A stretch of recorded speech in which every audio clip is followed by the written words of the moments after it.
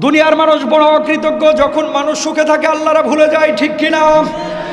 কাফের বেঈমানরা যখন বিপদে পড়ে যায় তখন ঈশ্বরকে বিশ্বাস করে, আর যখন আল্লাহ রাব্বুল আলামিন তাদেরকে সুখে রাখে, মুসলমানদেরকেও সুখে রাখে, সুখে থাকলে ওদেরকে ভূতে গিলায়, তখন ইসলামের বিপক্ষে স্লোগান দেয়, কোরআনের বিপক্ষে অবস্থান নেয়, ঠিক কিনা?